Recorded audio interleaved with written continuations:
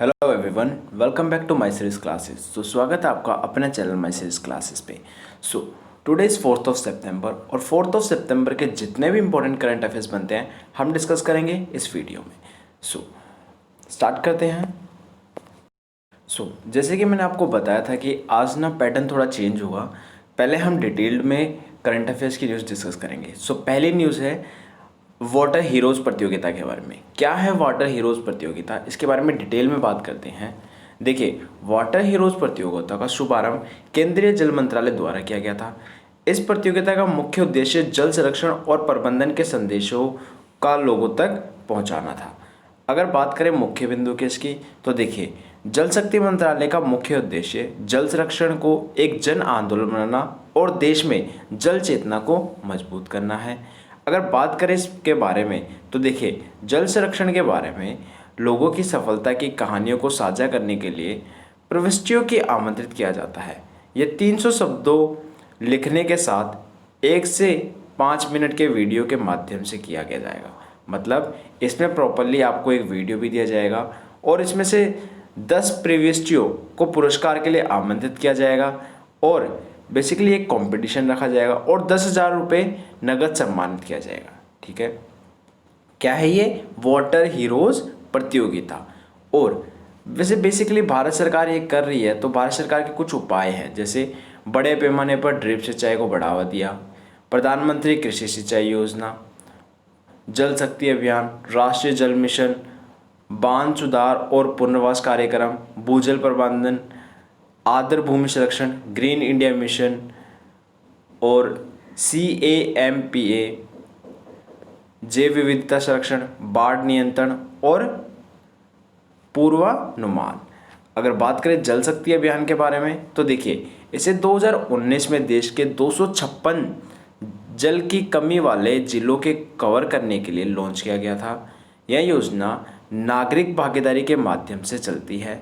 इस योजना के प्रमुख विशेषताएं हैं पारंपरिक जल निकायों का कायालाप, जल निकायों में अतिक्रमण हटाना, झीलों और तालाबों में डिसल्टिंग, इनलेट और आउटलेट का निर्माण और सुदृढ़ीकरण। ठीक है, इसी के साथ एक और योजना है, जैसे प्रधानमंत्री कृषि सिंचाई योजना। क्या है ये योजना? तो इसे पर ड्रॉप मोर क्रॉप, मतलब बेसिकली ये क्या जाता है कि पर ड्रॉप मोर क्रॉप, इसका क्या है मोटो है किसका? प्रधानमंत्री कृषि योजना का। वर्ष 2020 से 21 के लिए इस योजना के तहत 4,000 करोड़ रुपए आवंटित किए गए हैं। इसे 2015 से 16 में लॉन्च किया गया था। इस कार्यक्रम का मुख्य उद्देश्य सिंचाई के अंतर्गत खेती का विस्तार करना है। यह योजना बनाई गई सभी संरचनाओं को जियो टैग करेगी। ठीक है, और इसका उद्देश्य एक्वीफर्स को रिचार्ज करना और जल संरक्षण प्रथाओं को लागू करना है। यह उप शहरी कृषि के लिए उपचारित नगरपालिका आधारित पानी का उपयोग करने के लिए भी प्रोत्साहित करता है। बेसिकली ये न्यूज़ थी, सबसे पहली न्यूज़ हमारी किसके बारे में? जल वाटर हीरोज़ प्रतियोगिता के बारे में। ठीक है, तो वाटर हीरोज़ प्रतियोगिता क्या है, आपको मैंने स्टार्टिंग में बताया था, केंद्रीय जल मंत्रालय द्वारा किया गया था। इस प्रतियोगिता का मुख्य उद्देश्य जल संरक्षण और प्रबंधन के संदेश को लोगों तक पहुंचाना है। ठीक है, हमारी नेक्स्ट न्यूज़ है वर्ल्ड यूनिवर्सिटी रैंकिंग में 2021 शीर्ष 300 में कोई भारतीय विश्वविद्यालय शामिल नहीं हुआ है। तो देखिए, 2 सितंबर 2020 को टाइम्स हायर एजुकेशन ने वर्ल्ड यूनिवर्सिटी रैंकिंग जारी की, 2021 के परिणामों की घोषणा की। ठीक है, जिसके अंदर हमारे इंडिया का टॉप 300 में से कोई सा विश्वविद्यालय नहीं है। ठीक है, भारत के लगभग 63 विश्वविद्यालयों ने रैंकिंग के लिए क्वालिफाई किया था। 2020 के रैंकिंग की तुलना में इस साल 14 और विश्वविद्यालयों ने क्वालिफाई किया है। अगर बात करें, ऑक्सफोर्ड विश्वविद्यालय शीर्ष स्थान पर रहा इसमें, जिसके बाद स्टैनफोर्ड विश्वविद्यालय, हार्वर्ड विश्वविद्यालय, California institute of technology, Massachusetts institute of technology शामिल है। ठीक है, शीर्ष 200 में 59 प्रविष्टियों के साथ संयुक्त राज्य अमेरिका सबसे अधिक प्रतिनिधित्व वाला देश है। इसके बाद ब्रिटेन के 29, जर्मनी के 21 विश्वविद्यालय हैं। ठीक है, चीन का सिंघुआ विश्वविद्यालय शीर्ष 20 में जगह बनाने वाला पहला एशियाई विश्वविद्यालय है। अगर रैंकिंग के बात करें तो इस रैंकिंग में 93 देशों के 1527 उच्च शिक्षा संस्थानों के प्रदर्शन का आकलन किया गया और अनुसंधान, ज्ञान, अंतर्राष्ट्रीय दृष्टिकोण, स्थानांतरण और शिक्षण जैसे कई मापदंडों पर संस्थानों का मूल्यांकन किया गया। ब्रिटेन के विश्वविद्यालय ने लगातार 5वें वर्ष शीर्ष स्थान बरकरार रखा। हालांकि एशियाई विश्वविद्यालय में प्रगति अपरिहार्य थी। शीर्ष 20 अमेरिकी विश्वविद्यालयों में से 50% अपनी स्थिति बनाए रखने में विफल रहे। बात करें एशिया फैक्टर की तो देखिए, एशिया में गुणवत्तापूर्ण शिक्षा में वृद्धि और एशियाई विश्वविद्यालयों के रैंकिंग में सुधार में चीन हावी रहा है और 2016 के बाद चीन ने शीर्ष 200 में 5 अतिरिक्त स्थान प्राप्त किए हैं। इसके अलावा शीर्ष 100 में चीन विश्वविद्यालय के प्रतिनिधित्व को 2 गुना कर दिया है। तो ये न्यूज़ थी वर्ल्ड यूनिवर्सिटी रैंकिंग से, जिसमें टॉप 30 में टॉप 300 तक हमारा इंडिया नहीं आ पाया। कौन आया है टॉप? ऑक्सफोर्ड विश्वविद्यालय। ठीक है, बाकी सारी डिटेल मैं आपको दे चुका हूँ। नेक्स्ट न्यूज़ है, भारत सरकार ने कैलेंडर डायरी और त्यौहार प्रिंटिंग कार्ड की छपाई पर प्रतिबंध लगा दिया है। तो बेसिकली इसके पीछे क्या रीज़न हो सकता है? तो देखिए, भारत सरकार ने छपाई सामग्री जैसे डायरी, कैलेंडर और त्यौहार की ग्रीटिंग कार्ड पर प्रतिबंध लगा दिया है। यह आदेश वित्त मंत्रालय द्वारा पारित किया गया था। अगर बात करें, मंत्रालय ने सरकारी अंगों को ऐसी सामग्री प्रकाशित करने के लिए डिजिटल साधनों को अपनाने के लिए कहा है। ठीक है, सो बेसिकली डिजिटलाइजेशन को बढ़ावा दे रहे हैं ये लोग। और अगर बात करें भारत सरकार की तो देखिए, calendar, diary, coffee table book और त्यौहार की बधाई पर ग्रीटिंग कार्ड्स की छपाई प्रतिबंध लगा दिया है। यह कार्य प्रिंटिंग गतिविधियों में भारत सरकार की लागत को कम करने और डिजिटल उपकरणों को अपनाने के लिए प्रोत्साहित करने के लिए किया जा रहा है। सरकारी निकायों से मुद्रित सामग्री एकत्र करने के लिए bureau of outreach and communication को निर्देशित किया गया है। साथ ही अभिनव तरीकों को शामिल करने की आवश्यकता है। सो बेसिकली ये न्यूज़ थी हमारे जो भारत सरकार ने कैलेंडर, डायरी और त्यौहार प्रिंटिंग कार्ड की छपाई पर प्रतिबंध लगा दिया है इसके बारे में। ठीक है, सो बेसिकली नेक्स्ट न्यूज़ है, जम्मू और कश्मीर में जैव विविधता परिषद की स्थापना की गई है। ठीक है, और इसके स्थापना के आदेश किसने दिए हैं? तो देखिए, जम्मू कश्मीर सरकार ने जम्मू कश्मीर में जैव विविधता परिषद की स्थापना का आदेश जारी किया है। इस परिषद की अध्यक्षता मुख्य वन संरक्षक द्वारा की जाएगी। ठीक है, इससे रिलेटेड कुछ इंपॉर्टेंट पॉइंट्स की बात करें तो देखिए, इस परिषद में 10 सदस्यों को शामिल किया जाएगा। इनमें से 5 गैर आधिकारिक सदस्य होंगे और यह परिषद केंद्र शासित प्रदेश में जैविक विविधता के संरक्षण की देखभाल करेगी और केंद्र शासित प्रदेशों के घटकों को सतत उपयोग पर ध्यान केंद्रित करेगी। ठीक है, और अगर बात करें जो परिषद होगा उसके प्रमुख पॉइंट्स की तो देखिए, गैर आधिकारिक सदस्यों का कार्यकाल 3 साल के लिए होगा। जम्मू और कश्मीर के जैव विविधता परिषद कोष का गठन किया जाएगा। यह परिषद राष्ट्रीय जैव विविधता प्राधिकरण के परामर्श से जम्मू और कश्मीर केंद्र शासित प्रदेश के अधिकार क्षेत्र में अपना कार्य करेगी। अब बोल रहे हो सर आप राष्ट्रीय जैव विविधता प्राधिकरण बोल रहे हो, ये होता क्या है? तो देखिए, राष्ट्रीय जैव विविधता प्राधिकरण यह पर्यावरण, वन और जलवायु परिवर्तन मंत्रालय के तहत एक वैधानिक स्वायत्त निकाय है।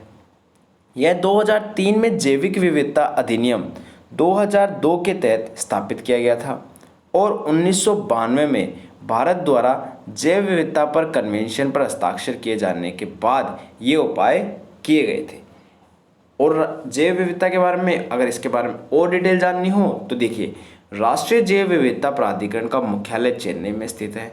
यह प्राधिकरण जैविक संसाधनों को सतत उपयोग, संरक्षण और जैविक संसाधनों के उपयोग न्यायसंगत साझाकरण के मुद्दे पर भारत सरकार की सहायता करने, विनियमित करने और सलाह देने के लिए जिम्मेदार है। जैविक विविधता अधिनियम 2002 के तहत राज्यों को जैव विविधता प्रबंधन समिति जैसा ही एक का निर्माण करना है। ठीक है, सो इसमें और कोई ऐसी चीज़ बची नहीं जिसके बारे में जानना हो तो बस एक और पॉइंट है, जैसे जैविक विविधता कन्वेंशन क्या होता है? तो एक और चीज़ जान लीजिए, देखिए 1992 में रियो डी जेनेरियो में पृथ्वी शिखर सम्मेलन में दुनिया के नेताओं ने सतत विकास को पूरा करने और भावी पीढ़ियों के लिए स्वास्थ्य और व्यवहार्यता दुनिया को सुनिश्चित करने पर सहमति व्यक्त की थी। इस सम्मेलन में हस्ताक्षर करने के बाद भारत ने 2020 तक हासिल किए जाने वाले 12 राष्ट्रीय जैव विविधता के लक्ष्य मतलब सस्टेनेबल गोल्स, 20 सस्टेनेबल गोल्स हैं हमारे। क्या हैं सस्टेनेबल गोल्स? तो देखिए, देश की एक महत्वपूर्ण आबादी विशेष रूप से युवाओं को जैव विविधता मूल्यों के बारे में जागरूक किया जाएगा, पहला। दूसरा, जैव विविधता मूल्यों को राष्ट्रीय योजना प्रक्रियाओं में एकीकृत किया जाएगा। थर्ड है, ऐसी रणनीतियों का निर्माण किया जाए जो प्राकृतिक आवास और विखंडन को हानि को कम करे। फोर्थ, आक्रामक विदेशी प्रजातियों और मार्गों की पहचान करना। फिफ्थ, कृषि के स्थायी प्रबंधन के लिए उपायों को अपनाना। सिक्स्थ है, तटीय, समुद्री, अंतर्देशीय जल क्षेत्रों का संरक्षण। नेक्स्ट है, पौधे, पशुधन, आनुवंशिक शरण को कम करने के लिए रणनीति को विकसित करना। नेक्स्ट, एक अद्यतन राष्ट्रीय जैव विविधता कार्य योजना का निर्माण करना। जैव विविधता 2011 से 20 के लिए रणनीतिक योजना प्रभावी सुविधा और मानव तकनीकी संसाधनों की उपलब्धता बढ़ाना। पारिस्थितिकी तंत्र सेवाओं की पहचान करना। राष्ट्रीय पहल का निर्माण जिसमें समुदायों का पारंपरिक ज्ञान शामिल है, ठीक है। और 12वें लक्ष्य को 2015 तक हासिल किया जाना था। इसका उद्देश्य नागोया प्रोटोकॉल के अनुसार आनुवांशिक संसाधनों तक पहुंच प्राप्त करना था, ठीक है। और नागोया सम्मेलन में जैविक विविधता पर कन्वेंशन द्वारा आईची टारगेट्स को अपनाया गया था। क्या है आईची लक्ष्य? तो देखिए, उन्हें COP10 में अपनाया गया था। वे इस प्रकार है, जैसे रणनीति फर्स्ट थी जैव विविधता के अंतर्निहित कारणों को दूर करना। सेकंड था जैव विविधता पर सीधे दबाव को कम करना। थर्ड था प्रजातियों, पारिस्थितिकी तंत्र और आनुवांशिक विविधता के संरक्षित करके जैव विविधता की स्थिति में सुधार करना। नेक्स्ट है फोर्थ, सभी पारिस्थितिकी तंत्र और जैव विविधता को लाभान्वित करना। फिफ्थ है ज्ञान प्रबंधन, भागीदारी नियोजन और क्षमता निर्माण के माध्यम से कार्यान्वयन को बढ़ावा देना। सो बेसिकली ये मैंने आपको पूरा बताया है जैव विविधता के बारे में। आईची लक्ष्य बताया मैंने आपको, सस्टेनेबल गोल्स बताए, जैविक विविधता के कन्वेंशन के बारे में बताया, ठीक है। और जो परिषद बैठा है जम्मू कश्मीर में किसके बनाने के लिए, जैव विविधता परिषद की स्थापना के लिए, उसके बारे में बताया मैंने आपको, ठीक है। नेक्स्ट न्यूज़ है हमारी, ग्लोबल इनोवेशन इंडेक्स भारत 48वें स्थान पर रहा है। तो देखिए हाल ही में, तो देखिए नेक्स्ट न्यूज़ है ग्लोबल इनोवेशन इंडेक्स के बारे में। तो इसमें भारत ने 48वें स्थान पर अपनी जगह बनाई है। क्या है ग्लोबल इनोवेशन इंडेक्स, किसके द्वारा निकाली जाती है, इसके क्यों निकाली जाती है, तो ये सारी चीज़ें हम डिस्कस करेंगे। क्या इस बार की थीम थी, तो देखिए 2 सितंबर 2020 को विश्व बौद्धिक संपदा संगठन, जिसको आप इंग्लिश में विपो बोलते हो, WIPO, ठीक है शॉर्ट फॉर्म में, विश्व बौद्धिक संपदा संगठन ने ग्लोबल इनोवेशन इंडेक्स जारी किया है। पहली बार भारत को शीर्ष 50 देशों में स्थान मिला है। भारत ने 48 रैंक हासिल की है। 2019 में भारत 52वें में से रैंक पर था, ठीक है। लास्ट ईयर 52वें रैंक पे थे और इस बार हम 48वें रैंक पे हैं, थोड़ा सुधार हुआ है। भारत मध्य तथा दक्षिण एशिया देशों के बीच शीर्ष स्थान पर रहा है, ठीक है। इसकी थीम क्या थी? इसकी थीम थी who will finance innovation, who will finance innovation. इसकी थीम दोबारा सुन लो, हु विल फाइनेंस इनोवेशन। अब बात करें विपो के साथ, कॉर्नेल यूनिवर्सिटी और इनसीड बिजनेस स्कूल ने इंडेक्स को तैयार किया है। देखिए अब इसके पॉइंट्स देखिए, स्विट्जरलैंड ने इस सूचकांक में पहला स्थान हासिल किया है। टॉप किसने किया? स्विट्जरलैंड ने। उसके बाद स्वीडन, अमेरिका, ब्रिटेन और नीदरलैंड का स्थान है, ठीक है। ग्लोबल इनोवेशन इंडेक्स के शीर्ष 10 पदों पर उच्च आय वाले देशों का दबदबा था। स्विट्जरलैंड, स्वीडन, अमेरिका, ब्रिटेन और नीदरलैंड ने नवाचार रैंकिंग का नेतृत्व किया। रैंकिंग में पहुंचने से पहले लगभग 131 देशों का विश्लेषण किया गया था, ठीक है। भारत, फिलीपींस, वियतनाम जैसे देशों ने सबसे महत्वपूर्ण प्रगति की। शीर्ष 100 नोन मेसी देश में चीन, भारत, ब्राज़ील, टर्की जैसे 26 मध्यम आय वाले देश हैं। ठीक है। और अगर बात करें इसके और पॉइंट्स के बारे में तो देखिए, भारत सबसे इनोवेटिव निम्न मध्यम आय वाला देश था। भारत 15 ऑनलाइन सूचकों जैसे सरकार ऑनलाइन सेवाएं, आईसीटी सूचना और प्रौद्योगिकी, सेवा निर्यात, अनुसंधान और विकास, ज्ञान, वैश्विक कंपनियां, विज्ञान और इंजीनियरिंग स्नातक आदि में शीर्ष पर रहा है। ठीक है। आय समूह की बात करें तो देखिए, निम्न आय वाले देश की बेसिकली एक रेंज दी गई थी $1025 या उससे कम। ठीक है। निम्न मध्यम आय वाले देश होते हैं $1026 से $3995 के बीच। ऊपरी मध्यम आय वाले देश होते हैं $3996 से $12,375 के बीच। और उच्च आय वाले देश होते हैं $12,376 से अधिक वाले। ठीक है। सो विश्व बैंक अमेरिकी डॉलर ने प्रति व्यक्ति सकल राष्ट्रीय आय के आधार पर अर्थव्यवस्था का वर्गीकरण करता है। और वर्गीकरण किस प्रकार से है ये आपको मैंने समझा दिया। लेट्स मूव ऑन द हमारी नेक्स्ट न्यूज़, जो कि है केंद्रीय मंत्रिमंडल ने हिंदी, डोगरी और कश्मीरी को जम्मू और कश्मीर के आधिकारिक भाषा के रूप में क्या किया है, मंजूरी दे दी है। तो बेसिकली अब ये न्यूज़ बहुत इंपॉर्टेंट है, ये बार बार पूछी जा सकती है। तो आइए डिटेल में बात करते हैं इस न्यूज़ के बारे में।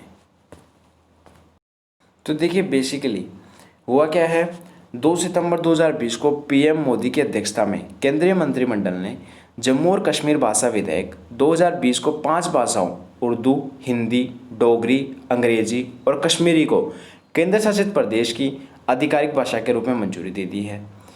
इससे रिलेटेड कुछ इंपॉर्टेंट फैक्ट्स की बात करें, इससे पहले अर्थात धारा 370 के निरस्त करने से पहले उर्दू और अंग्रेजी राज्य की आधिकारिक भाषा थी। अब हिंदी, डोगरी और कश्मीरी को भी जोड़ा गया है। और इसी के साथ इस अनुमोदन तक डोगरी और कश्मीरी भारत में किसी भी राज्य में आधिकारिक भाषा नहीं थी, हालांकि उन्हें 8वीं अनुसूची में शामिल किया गया था। इन दोनों के अलावा सिंधी अभी तक किसी राज्य में एक आधिकारिक भाषा नहीं है, हालांकि इसे 8वीं अनुसूची में शामिल किया गया है।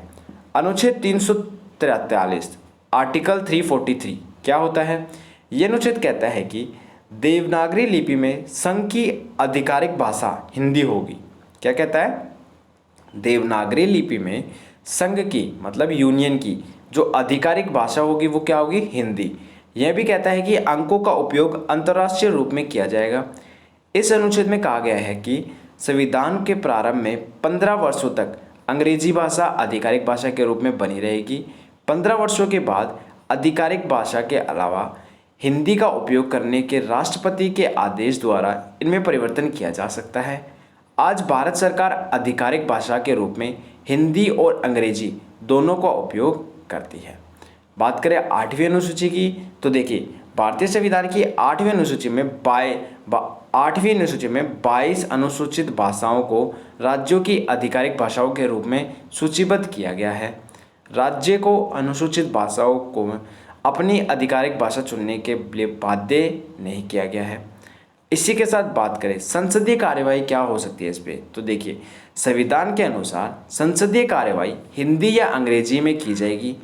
संविधान व्यक्ति को अपनी मातृभाषा में स्वयं को व्यक्त करने की भी अनुमति देता है और व्यक्ति हिंदी या अंग्रेजी व्यक्त करने में असमर्थ है, हालांकि इसके लिए सदन के स्पीकर की अनुमति की आवश्यकता होती है। यही बात करें सर न्यायपालिका की भी रोल आ जाता है, तो न्यायपालिका क्या कहता है और संविधान के अकॉर्डिंग देखिए संविधान कहता है कि सर्वोच्च न्यायालय और उच्च न्यायालय में कार्यवाही अंग्रेजी में होगी। हालांकि कुछ उच्च न्यायालयों में राष्ट्रपति की सहमति के बाद हिंदी का विकल्प प्राप्त कर लिया है। इसमें मध्य प्रदेश, उत्तर प्रदेश, राजस्थान और बिहार शामिल हैं। ठीक है। सांसद के पास कानून द्वारा इसे बदलने की शक्तियां हैं, हालांकि अब तक ऐसा नहीं किया गया है। सो बेसिकली डायरेक्ट क्वेश्चन आ जाता है कि सर्वोच्च न्यायालय और उच्च न्यायालय में कार्रवाई कौन सी भाषा में की जाती है, तो हमारे संविधान के अकॉर्डिंग तो ये अंग्रेजी में की जानी चाहिए। ठीक है। सो ये न्यूज़ नेक्स्ट है कोल इंडिया 2023 से 24 तक 500 परियोजनाओं पर 1.22 लाख करोड़ रुपए का निवेश करेगा। तो कोल इंडिया लिमिटेड कोयला निकासी, ये शायद मैंने आपको न्यूज़ कल भी बताई थी। यह एक आधारभूत संरचना बना रहा है परियोजना विकास, अन्वेषण और स्वच्छ कोयला प्रौद्योगिकी से संबंधित 500 परियोजनाओं को विकसित करने और 1.22 लाख करोड़ का निवेश करेगा। ठीक है, क्या है योजना? देखिए, कोल इंडिया लिमिटेड ने 15 ग्रीनफील्ड प्रोजेक्ट की पहचान की है। इन परियोजनाओं को माइन डेवलपर और ऑपरेटर मॉडल के तहत संचालित किया जाएगा। इस मार्ग के माध्यम से लगभग 34,600 करोड़ रुपए का निवेश किया जाएगा। आत्मनिर्भर भारत की बात करें तो देखिए, इस योजना के अनुरूप भारत में कोयला वाणिज्य खनन में सुधारों के लिए एक श्रृंखला शुरू की गई थी। पेश किए गए सुधार इस प्रकार हैं, जैसे कि राजस्व बंटवारे के आधार पर निजी कंपनियों को कोल ब्लॉक दिए जाएंगे। राजस्व हिस्सेदारी में छूट के माध्यम से कोयला गैसीकरण को प्रोत्साहित किया जाएगा। कोल बेड मीथेन निष्कर्षण को कोल इंडिया की कोयला खदानों से नीलाम किया जाएगा। भारत में अगर कोयला क्षेत्र की बात करें तो चौथा सबसे बड़ा कोयला भंडार है। फिर भी भारत ने 2019 में 235 मिलियन टन का आयात किया। एक निवेश को आकर्षित करने के लिए भारत सरकार पिछले कुछ महीनों से कोयला क्षेत्र का उदारीकरण कर रही है। ठीक है, ये न्यूज़ पढ़ी अभी हमने। नेक्स्ट हमारे पास न्यूज़ है, केंद्रीय मंत्रिमंडल ने भूविज्ञान और खनिज संसाधनों के क्षेत्र में भारत फिनलैंड को मंजूरी दी है। ठीक है, सहयोग को मंजूरी दी है। तो इस न्यूज़ को डिटेल में बात करते हैं। देखिए, 2 सितंबर 2020 को केंद्रीय मंत्रिमंडल ने भूविज्ञान और खनिज संसाधनों के क्षेत्र में सहयोग के लिए भारत और फिनलैंड के बीच एक समझौता ज्ञापन को मंजूरी दे दी है। भारतीय भूवैज्ञानिक सर्वेक्षण और फिनलैंड के भूवैज्ञानिक सर्वेक्षण और रोजगार व अर्थव्यवस्था मंत्रालय के बीच समझौते पर हस्ताक्षर किए गए हैं। आइए बात करते हैं इससे रिलेटेड कुछ इंपॉर्टेंट फैक्ट्स के बारे में। तो देखिए, यह MOU भूविज्ञान प्रशिक्षण, उपयुक्त विश्लेषण और खनिज पूर्वानुमान के क्षेत्र में सहयोग की सुविधा प्रदान करेगा। दोनों देशों के बीच वैज्ञानिक संबंधों को मजबूती करने और भूभौतिकीय और भूकंपीय सर्वेक्षणों को अंतिम रूप दिया गया है। इसके अलावा समझौता ज्ञापन का उद्देश्य खनिज संसाधनों और भूवैज्ञानिक के क्षेत्र में सहयोग को बढ़ावा देने के लिए एक रूपरेखा और एक मंच प्रदान करना है। यह मंच भूवर्गीय डेटा, सूचना प्रसार व अनुभवों को साझा करने में भी मदद करेगा। बात करें सर इसका महत्व क्या है, तो देखिए, फिनलैंड लौह, तांबा, क्रोमियम, निकल और सोने जैसे खनिजों में समृद्ध है। ठीक है, और फिनलैंड के बारे में बात करें तो राष्ट्रीय प्रदर्शन के विभिन्न सूचकांकों में फिनलैंड आमतौर पर शीर्ष पर होता है। आपको भी पता है, मोस्टली कोई भी इंडेक्स उठा के देख लो, उनमें फिनलैंड की बहुत अच्छी रैंक होती है। अभी हमने ग्लोबल इंडेक्स पढ़ी, उसी में इनकी रैंक देख लो फिनलैंड की। ठीक है, क्योंकि देश में अच्छी शिक्षा प्रणाली, नागरिक स्वतंत्रता, आर्थिक प्रतिस्पर्धा और मानव विकास है। 2011 और 2016 के बीच फिनलैंड सबसे स्थिर देश था। वर्ल्ड हैप्पीनेस रिपोर्ट के तहत 2018, 2019, 2020 में फिनलैंड दुनिया का सबसे खुशहाल देश रहा है। यह रिपोर्ट संयुक्त राष्ट्र के सतत विकास समाधान द्वारा तैयार की गई थी। अब बात करें सर संयुक्त राष्ट्र विश्व खुशहाली रिपोर्ट की बात करी तो इसके बारे में भी थोड़ा डिटेल में बात कर लेते हैं। यह रिपोर्ट 2020 में प्रकाशित हुई थी। इस रिपोर्ट में 156 देशों को स्थान दिया गया था। यह रैंकिंग GDP प्रति व्यक्ति, जीवन प्रत्याशा और सामाजिक समर्थन, उदारता और भ्रष्टाचार की अनुपस्थिति पर आधारित थी। इस रिपोर्ट में भारत को 140वां स्थान दिया गया था। ठीक है, तो आइए हमारे फर्स्ट क्वेश्चन पे चलते हैं। हमने डिटेल में करंट अफेयर्स डिस्कस कर लिए हैं। तो फर्स्ट क्वेश्चन है, हाल ही में किसने कोविड-19 परीक्षण के लिए PK का आविष्कार किया? तो देखिए, बेसिकली कोविड-19 से रिलेटेड इतनी ज़्यादा न्यूज़ आपके पेपर में आएगी नहीं, बट फिर भी हाल ही में सनोफी ने किया है। क्या है सनोफी, इसको डिटेल में बात करते हैं। फिर हमारे ऑप्शंस को भी डिस्कस करते हैं, क्योंकि आपको पता है कि हमारे ऑप्शंस भी करंट अफेयर्स की न्यूज़ से ही होते हैं। तो आइए स्टार्ट करते हैं 1 बाय 1। देखिए, सनोफी GSK ने कोविड-19 टीके के परीक्षण लॉन्च किया है। फ्रेंच दवा निर्माता, फ्रेंच कंपनी है ये, दवा निर्माता सनोफी और इसके ब्रिटिश सहकर्मी GSK ने प्रोटीन आधारित कोविड-19 टीके के लिए नैदानिक परीक्षण शुरू किया है।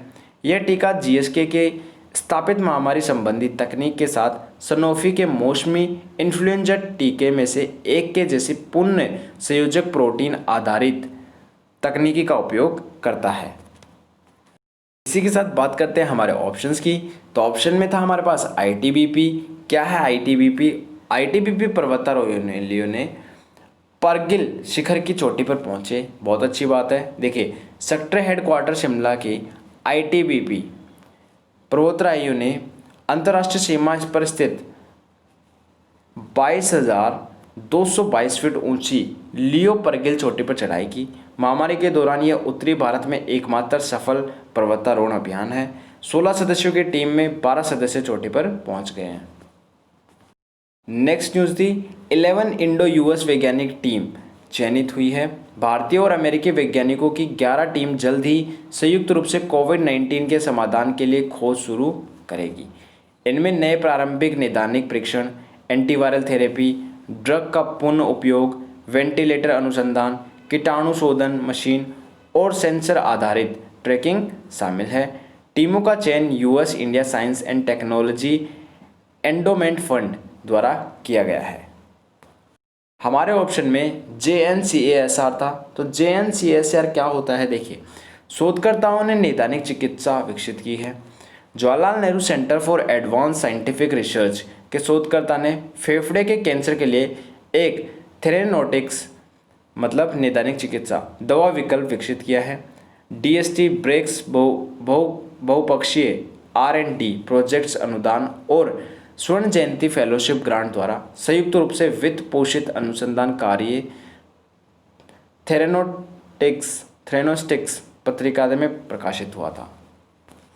नेक्स्ट न्यूज़ की बात करते हैं। नेक्स्ट क्वेश्चन पे, हाल ही में किस देश में यह आदेश जारी किया है कि हिंदू विधवाओं को भी संपत्ति में हिस्सा मिलेगा? तो ये बांग्लादेश ने किया है। आइए डिटेल में बात करते हैं बांग्लादेश से ये न्यूज़ क्या है। देखिए, हिंदू विधवाओं को भी सभी संपत्ति में हिस्सा मिलेगा। एक ऐतिहासिक फैसले में बांग्लादेश के उच्च न्यायालय ने आदेश दिया है कि हिंदू विधवाओं को अपने मर्द पति की सभी संपत्ति को साझा करने का अधिकार है। इससे पहले कानून के अनुसार हिंदू विधवाओं को केवल उनके पति की गृहस्थ संपत्ति का हक था। न्यायमूर्ति मिफ्ताउद्दीन चौधरी की एकल न्यायाधीश पीठ ने 2 सितंबर 2020 को फैसला सुनाते हुए 2004 को निचली अदालत के फैसले को पुष्टि की है। बांग्लादेश से एक और इम्पॉर्टेंट न्यूज़ है। गूगल ने की बांग्लादेश के साथ साझेदारी। गूगल ने बाढ़ की चेतावनी देने वाले सेवाओं की आदेश में लाने के लिए बांग्लादेश जल विकास बोर्ड के साथ साझेदारी की है। गूगल वर्तमान में बांग्लादेश में 40 मिलियन से अधिक लोगों को कवर करता है और यह पूरे देश में अपनी कवरेज का विस्तार करने के लिए काम कर रहा है। अग्रिम चेतावनी प्राप्त करने वाले 65% से अधिक लोग अपनी और अपनी संपत्ति की सुरक्षा के लिए कार्य करते हैं। नेक्स्ट ऑप्शन है हमारे पास जापान। कैबिनेट ने भारत और जापान के बीच समझौते पर मंजूरी दी है। कैबिनेट ने भारत और जापान के बीच एक समझौते पर मंजूरी दी है और क्या है वह समझौता? यही जापानी बाजार के लिए भारतीय वस्त्रों और कपड़ों की गुणवत्ता और परीक्षण को सुधार करेगा। समझौता मेसर्स निशेना क्वालिटी इवैल्यूएशन सेंटर जापान का कपड़ा और परिधान उत्पादों के लिए भारत में उसके सहकारी परीक्षण निरीक्षण सेवा प्रदाताओं रूप में कपड़ा समिति को नियुक्त करने की अनुमति देगा। हमारे पास ऑप्शन है न्यूजीलैंड। तो न्यूजीलैंड के कोच के रूप में पुनः नियुक्त हुए गैरी स्टेट को अगले 3 वर्षों के लिए न्यूजीलैंड का पुरुष क्रिकेट की टीम का पुनः कोच नियुक्त किया गया है। नेक्स्ट क्वेश्चन है, हाल ही में किसने मिशन कर्मयोगी की मान्यता दी? तो हाल ही में किसने? कैबिनेट मंत्रालय ने मिशन कर्मयोगी की मान्यता दी। आइए बात करते हैं कैबिनेट मंत्रालय की, फिर सॉफ्ट बैंक की बात करेंगे, GTM की भी बात करेंगे, नेशनल कंपनी लॉ ट्रिब्यूनल की भी बात करेंगे। देखिए, कैबिनेट ने मिशन कर्मयोगी राष्ट्रीय सिविल सेवा क्षमता निर्माण कार्यक्रम को अपनी मंजूरी दे दी है। यह योजना सिविल सेवकों के लिए क्षमता निर्माण की नींव रखेगी ताकि दुनिया भर के सर्वोत्तम प्रथाओं को सीखने में साथ साथ वह भारतीय संस्कृति से जुड़े रहे। इसका उद्देश्य भविष्य के लिए भारतीय सिविल सेवकों को अधिक रचनात्मक और अभिनव बनाकर तैयार करना है। नेक्स्ट है, सॉफ्ट बैंक ने अनअकैडमी में निवेश किया। तो देखिए अनअकैडमी बहुत बड़ा प्लेटफॉर्म बनता जा रहा है। हाल ही में उन्होंने आईपीएल के साथ साझेदारी की है और अब हाल ही में सॉफ्ट बैंक के साथ। तो देखिए edtech platform Unacademy, edtech platform मतलब एजुकेशन से रिलेटेड। अनअकैडमी जापान के सॉफ्ट बैंक द्वारा 150 मिलियन धन प्राप्त करने के बाद 2 सितंबर 2020 को यूनिकॉर्न क्लब में शामिल हो गई। सॉफ्ट बैंक जिसने अपने विजन फंड 2 से निवेश किया के अलावा मौजूद निवेशकों general Atlantic, sequoia capital, nexus venture और फेसबुक और ब्लू वेंचर्स ने भी इस दौर में भाग लिया था। इसे हाल ही में आईपीएल का आधिकारिक भागीदारी नामित किया गया था। किसे? अनअकैडमी को। नेक्स्ट हमारे पास ऑप्शन है ग्रीन टर्म अहेड मार्केट का शुभारंभ किया गया है। जीटीएम था हमारे पास ऑप्शन में। तो केंद्रीय मंत्री आरके सिंह ने बिजली के लिए ग्रीन टर्म अहेड मार्केट का लॉन्च किया है।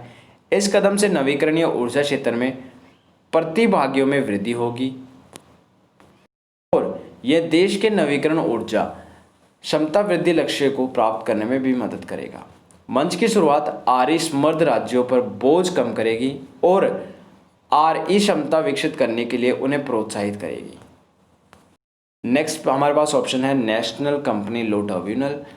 तो हाल ही में ये कंपनी ने कर्ज में डूबे IL&FS के शिक्षा परिसंपत्तियों के लेक्सिंगटन इक्विटी होल्डिंग्स लिमिटेड को बेचने की मंजूरी दे दी है। NCLT की 2 सदस्यीय मुंबई पीठ ने ये कंपनी देखो बेसिकली ये IL&FS अभी कर्जे में है, तो नेशनल कंपनी लो ट्रिब्यूनल ने इसकी जो इक्विटी को बेचने का क्या कर दिया है, मंजूरी दे दी है। इतना याद रखना। नेक्स्ट क्वेश्चन है हाल ही में केंद्र सरकार ने किन विषयों को बढ़ावा देने के लिए प्रयास करे हैं। तो हाल ही में केंद्र सरकार ने खेल को बढ़ावा देने के लिए प्रयास करे हैं। आइए बात करते हैं। देखिए वीडियो लेंथी हो रही है इसलिए मुझे जल्दी जल्दी पढ़ाना पड़ेगा। संघ सरकार ने ग्रुप सी स्तर की सरकारी पदों पर मेधावी खिलाड़ियों को सीधी भर्ती के लिए रस्साकशी, मलखंभ और मलखंभ क्या होता है? मलखंभ वो होता है जैसे एक खंबा होता है फिर उस पर कोई चढ़ता है तो बेसिकली उसको मतलब मलखंभ एक गेम होता है, ठीक है, आप गूगल करके देखिएगा। पैरा खेल को शामिल किया गया है। यह भारत के स्वदेशी खेलों को बढ़ावा देने और युवाओं के लिए आकर्षक विकल्प बनाने के लिए किया गया है। कार्मिक और प्रशिक्षण विभाग ने सीधी भर्ती के लिए सूची में 20 ऐसे खेल शामिल किए जिनमें बेसबॉल, रग्बी आदि शामिल है। इसके अलावा अगर हमारे ऑप्शंस की बात करें तो देखो पुरुषों को राष्ट्रीय रोइंग शिविर शुरू होगा। 2021 में निर्धारित टोक्यो ओलंपिक की तैयारी के लिए भारतीय खेल प्राधिकरण ने 1 अक्टूबर 2020 से पुरुषों की टीम के लिए राष्ट्रीय नौकायन शिविर को मंजूरी दे दी है। 12 पुरुष रोवर्स 1 अक्टूबर 2020 से शुरू होकर 31 जनवरी 2021 तक चलने में वाले शिविर में भाग लेंगे और यह आर्मी रोइंग नोड पुणे में आयोजित किया जाएगा। ये तो आप सबको पता ही होगा, पबजी बैन कर दिया गया है। इसके साथ 118 मोबाइल ऐप्स को बैन किया गया है और इसको बेसिकली 69 धारा 69 को लागू कर भारत की संप्रभुता और अखंडता, भारत की रक्षा, राज्य की सुरक्षा और सार्वजनिक व्यवस्था के हित में 118 मोबाइल एप्लीकेशन पर प्रतिबंध लगा दिया गया है। तो आपसे ये पूछा जा सकता है कि कौन सी धारा के अकॉर्डिंग? प्रतिबंध ऐप्स में PUBG, Baidu express, admission, Tencent, watchlist, FaceU, WeChat reading, ये सारे लूडो, ऑल स्टार, ये सारे गेम क्या कर दिए गए हैं, बैन कर दिए गए हैं। ठीक है। नेक्स्ट क्वेश्चन है कियारा आडवाणी को किसका ब्रांड एम्बेसडर नियुक्त किया गया है? तो मिंत्रा का ब्रांड एम्बेसडर नियुक्त किया गया है इन्हें। आइए डिस्कस करते हैं, फिर हम डिस्कस करेंगे हमारे ऑप्शंस को। देखिए फ्लिपकार्ट के स्वामित्व वाली फैशन मार्केट प्लेस मिंत्रा, तो मिंत्रा फ्लिपकार्ट ने खरीद रखा है मिंत्रा को भी। बॉलीवुड अदाकारा कियारा आडवाणी को अपना ब्रांड एम्बेसडर नियुक्त किया है।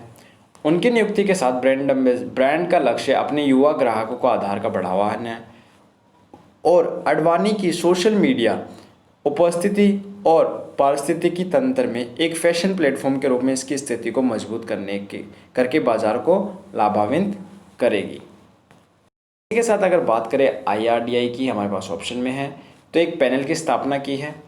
बीमा नियामक IRDAI ने इंडेक्स लिंक्ड उत्पादों की पेशकश करने के उद्देश्य से जीवन बीमा कंपनियों को अनुमति देने के लिए विभिन्न पहलुओं की जांच के लिए एक 6 सदस्यीय कार्य समूह का गठन किया है और insurance regulatory and development authority of India, इसकी फुल फॉर्म होती है, के मौजूदा नियम विशेष रूप से इंडेक्स लिंक्ड उत्पादों को बेचने के लिए बीमा कंपनियों को अनुमति नहीं देते। श्रमिक समूह की अध्यक्षता LIC के नियुक्त एक्टिविस्ट दिनेश पंत करेंगे। नेक्स्ट हमारे पास ऑप्शन में था GPTL क्या है। इंडिग्रिड ने किया GPTL ट्रांसमिशन परियोजना का अधिग्रहण। इंडिया ग्रिड ट्रस्ट ने स्टरलाइट पावर के एक अन्य transmission asset Gurgaon Palwal transmission limited GPTL की फुल फॉर्म है का अधिग्रहण 1080 करोड़ रुपए के उद्यम मूल्य पर पूरा कर लिया है। WHO हमारे ऑप्शन में था। WHO ने नए उपचार निर्देश जारी किए हैं, तो कोविड-19 से रिलेटेड है, इतना इंपॉर्टेंट नहीं है, फिर भी एक बार पढ़ लेते हैं। प्रकाशित अंतर्राष्ट्रीय नैदानिक परीक्षणों ने इस उम्मीद को पुष्टि की है कि सस्ती व्यापक रूप से उपलब्ध स्टेरॉयड दवाएं गंभीर रूप से बीमार रोगियों को कोविड-19 से बचने में मदद कर सकती है। नए सबूतों के आधार पर WHO ने उपचार निर्देश जारी किए हैं। हाल ही में one nation one ration card योजना किस शामिल किया गया है, तो लद्दाख हाल ही में इसमें शामिल हुआ है। आइए डिटेल में बात करते हैं। लद्दाख, जम्मू कश्मीर, मध्य प्रदेश, उत्तर प्रदेश, सबसे क्या क्या करंट अफेयर्स की न्यूज़ है। सबसे पहले डिस्कस करते हैं लद्दाख को। देखिए इस वीडियो को हम 40 मिनट से बड़ी नहीं करेंगे, ठीक है। तो देखिए लद्दाख और लक्षद्वीप केंद्र की राशन कार्ड पोर्टेबिलिटी लद्दाख और लक्षद्वीप केंद्र के राशन कार्ड पोर्टेबिलिटी योजना क्या है, one nation one ration card में शामिल हो गया है। इस योजना में जुड़े राज्यों और केंद्र शासित प्रदेशों की कुल संख्या 26 हो गई है और योजना के तहत राष्ट्रीय खाद्य सुरक्षा अधिनियम के तहत पात्र लाभार्थी किसी भी उचित मूल्य की दुकान से अपने पात्र खाद्यान्न का लाभ उठा सकेंगे। नेक्स्ट न्यूज़ उत्तर प्रदेश से। उत्तर प्रदेश में खेल प्रशिक्षण शिविर शुरू होंगे। उत्तर प्रदेश में खेल प्रशिक्षण शिविर 1 अक्टूबर 2020 से शुरू होंगे और मार्च 2021 तक जारी रहेंगे। जो लोग इन प्रशिक्षण शिविरों में भाग लेने के इच्छुक हैं वे खेलो इंडिया के आवेदन पर अपना पंजीकरण कर सकते हैं। सामाजिक दूरी से संबंधित केंद्र और राज्य सरकारों द्वारा दिशा निर्देशों का पालन करना आवश्यक है। आमतौर पर शिविर अप्रैल से शुरू होते हैं और जनवरी तक जारी रहते हैं। नेक्स्ट न्यूज़ अहमदाबाद से है। 4 में से 1 कोविड एंटीबॉडी है, मतलब अहमदाबाद नगर निगम द्वारा किए गए एक नए सीरो सर्वेक्षण के अनुसार 23.24% नमूनों में कोरोना वायरस के खिलाफ एंटीबॉडी थे। इससे पता चलता है कि शहर में एक झुंड प्रतिरक्षा विकसित नहीं की है। कोविड-19 ठीक से हुए लोगों में एंटीबॉडी प्रसार को खोजने के लिए किए गए व अन्य सर्वेक्षण से पता चला है कि 40% लोग एंटीबॉडी नहीं थे। नेक्स्ट न्यूज़ जम्मू कश्मीर से। शैलेंद्र जम्मू कश्मीर के मुख्य post master general Shailendra Dashora Jammu में जम्मू और कश्मीर सर्कल के नए मुख्य पोस्ट मास्टर जनरल के रूप में शामिल हुए हैं, ठीक है, इनका नाम याद रखिएगा। उत्तर प्रदेश से एक और न्यूज़। ADA ने सर्वसम्मति से राम मंदिर के नक्शे को मंजूरी दी है। उत्तर प्रदेश में अयोध्या में प्रस्तावित राम मंदिर के लिए मानचित्र और पूरे मंदिर परिसर की मानचित्र की सर्वसम्मति से अयोध्या विकास प्राधिकरण द्वारा अनुमोदित किया गया है। मंदिर परिसर को 2,74,110 वर्ग मीटर और राम मंदिर का 13,000 वर्ग मीटर का मानचित्र 2 सितंबर 2020 को पारित किया गया।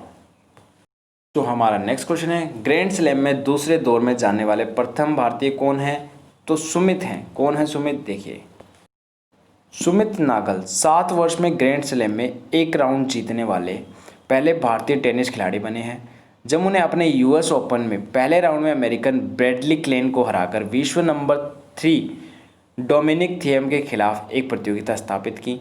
सोमदेव देववर्मन एक प्रमुख ड्रॉ मैच जीतने वाले अंतिम भारतीय थे और संयोग से यह 2013 में US ओपन में हुआ जब उन्होंने स्लोवेकिया के लुकास लाको को हराया था। रतन टाटा आनंद महिंद्रा को सम्मान। देखिए अपनी तरह के पहले virtual summit world digital awards ने 1 सितंबर 2020 को भारत में पहले संस्करण के पुरस्कार विजेताओं की घोषणा की। रतन टाटा, आनंद महिंद्रा, मुकेश अंबानी, और NR नारायण मूर्ति के लाइफ टाइम अचीवमेंट पुरस्कार से सम्मानित किया जाएगा। अगर इन्हीं लोगों को नहीं करेंगे तो किसको करेंगे। अब फाइनली रह गई हमारी रिवीजन। तो रिवीजन आप खुद करिएगा, मैं आपको स्लाइड्स दिखा देता हूँ, ठीक है। ये है राष्ट्रीय करंट अफेयर्स। राष्ट्रीय करंट अफेयर की 2 न्यूज़ ये रही। फिर आ जाते हैं आर्थिक करंट अफेयर्स, ठीक है। फिर आ जाते हैं अंतर्राष्ट्रीय करंट अफेयर्स, ठीक है। ये भी अंतर्राष्ट्रीय करंट अफेयर्स का पार्ट है। ये लास्ट है खेल कूद से करंट अफेयर्स, ठीक है। आइए हम क्या करते हैं, टेस्ट ले लेते हैं आपका फटाक से। कितने क्वेश्चन हैं टेस्ट में, देखिए। पहला, ग्रीस और तुर्की की राजधानी क्या है, पहला क्वेश्चन। सेकंड, ओणम किस राज्य में मनाया जाने वाला त्यौहार है। थर्ड, इंदिरा एक्सरसाइज किसके बीच होती है, ठीक है। हिंदुस्तान शिपयार्ड लिमिटेड का मुख्यालय कहाँ स्थित है। और लास्ट क्वेश्चन है, वुलर झील केंद्र शासित प्रदेश किस राज्य में स्थित है। ये थे आज के इंपॉर्टेंट करंट अफेयर्स। मैंने एक नए तरीके से पढ़ाने की कोशिश करी है। कमेंट बॉक्स में कमेंट करके ज़रूर बताइएगा आपको कैसी लगी ये कोशिश। और वीडियो लेंथी से आपको इतनी प्रॉब्लम तो नहीं होनी चाहिए, क्योंकि 40 मिनट में आपको बहुत कुछ सीखने को मिला है, ठीक है। So thank you so much for watching this video. Have a nice day, take care yourself.